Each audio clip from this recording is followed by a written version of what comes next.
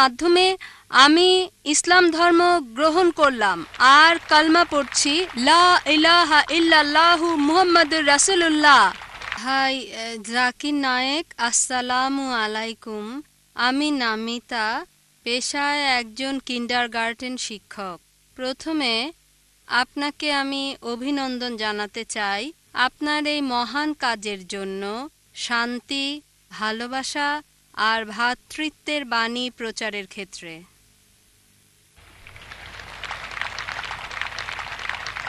আমি আপনাকে জিজ্ঞাসা করতে চাই, যদি কোরআন ঈশ্বরের বাণী হয়, যদি ইসলাম সত্য জীবন ব্যবস্থা হয়, তাহলে কেন লোকজন এত সময় নিচ্ছে এই জীবন ব্যবস্থাকে গ্রহণ করতে? বোন সুন্দর প্রশ্ন করলেন। কোরআন আল্লাহর বাণী, ইসলাম সত্য ধর্ম, লোকজন কেন এটা গ্রহণ করতে দেরি করছে? বোন, সরল পথে থাকা সবসময় সহজ না। আপনার অনুধাবন ভিন্ন, এক একজনের অনুধাবন এক এক রকম। যেমন ধরেন, কেউ হয়তো ইসলাম পালন করছে না, ও যদি ইসলাম গ্রহণ করি হতে পারে সে আসক্ত করে, তাই মদপান বর্জন করতে হবে, মেয়েদের সাথে ডেটিং আর বাইরে যাওয়া বন্ধ করতে হবে। এটা তাকে সত্য গ্রহণে বাধা দিচ্ছে। হয়তো সে চিন্তা করে, ঠিক আছে ইসলাম ধর্ম ভালো, তবে আমি মদপান বন্ধ করব না, মেয়েদের সাথে মেলামেশা বন্ধ করব না, শুকর খাওয়া বন্ধ করব না। তাই যখন দেখবেন কিছু বাধা সমস্যা হতে পারে কেউ হয়তো খুবই নেশাগ্রস্ত, হয়তো কেউ শুকর খায়, কিন্তু সে ভাববে ঠিক আছে আমি ইসলাম গ্রহণ করব, তার মানে আমি 40 বছর বোকা ছিলাম, তাই না করাই ভালো। কেউ হয়তো ভাববে ইসলাম গ্রহণ করলে বন্ধুরা কি বলবে, আমার মা কি বলবে, বাবা কি বলবে। তাই বোন, এগুলোই হচ্ছে বাধা। এই বাধা অতিক্রম করতে পারলে সত্য গ্রহণ করতে পারবেন। তাই আপনাকে যা বুঝতে হবে, সত্য খুবই স্পষ্ট, এটা যুক্তি মানে সম্পূর্ণভাবে স্পষ্ট। এছাড়াও কিছু বিষয় রয়ে গেছে আড়ালে। একজনকে দৃঢ়চেতা হতে হবে যে ঠিক আছে, যদি এটা সত্য হয় আমি গ্রহণ করতে প্রস্তুত, এমনকি অমুসলিম বন্ধুদের ত্যাগ করতে হলেও। বিশ্বাস করুন বোন, এটা শুধু একটি অনুধাবন। আমি অনেক অমুসলিমকে চিনি যারা ইসলাম গ্রহণ করেছে, তারপরও পুরাতন বন্ধুরা আছে।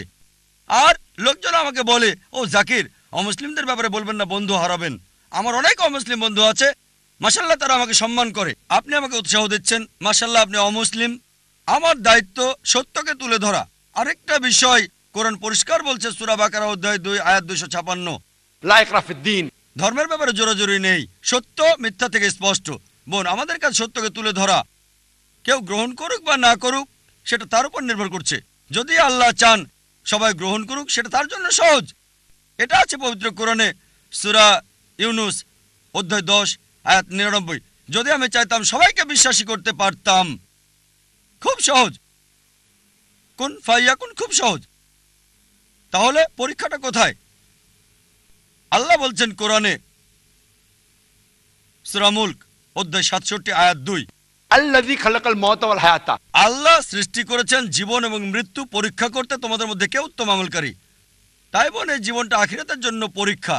যখন কেউ সত্যকে বোঝে, সবকিছুই বোঝে কিন্তু মানে না, হয়তো 80 ভাগ মানে, 50 ভাগ মানে, খুব কম মানুষই 100 ভাগ মানে, কি সব মুসলিমও 100 ভাগ মানে না। কিছু মুসলিমের বদভ্যাস থাকতে পারে, তারপরও সে মুসলিম। তাই বোন, আপনাকে বুঝতে হবে প্রধান বিষয় ঈশ্বরের একত্ববাদ, আর সর্বশেষ চূড়ান্ত নবীর উপর বিশ্বাস, আখিরাতে বিশ্বাস করা। এই 2-3টা বিষয় বেশি গুরুত্বপূর্ণ। আপনি আমাকে যা জিজ্ঞেস করেছেন, আপনাকেও সেটাই জিজ্ঞেস করছি, একই প্রশ্ন করছি, আপনি ইসলাম ধর্ম গ্রহণ করতে দেরি করছেন কেন? ডাক্তার জাকির নায়েক, আমি আপনাকে কিছু বলতে চাই। এখানে আপনার মাধ্যমে আমি ইসলাম ধর্ম গ্রহণ করলাম আর কালমা পড়ছি, লা ইলাহা ইল্লাল্লাহু মুহাম্মাদুর রাসূলুল্লাহ। মাশাআল্লাহ বোন, আল্লাহ আপনাকে দয়া করুক, আল্লাহ আপনাকে জান্নাতে দেবেন ইনশাআল্লাহ। আপনাকে অভিনন্দন জানাই বোন, আল্লাহ আপনাকে রহমত করুক আর জান্নাতে দিক, আমিন।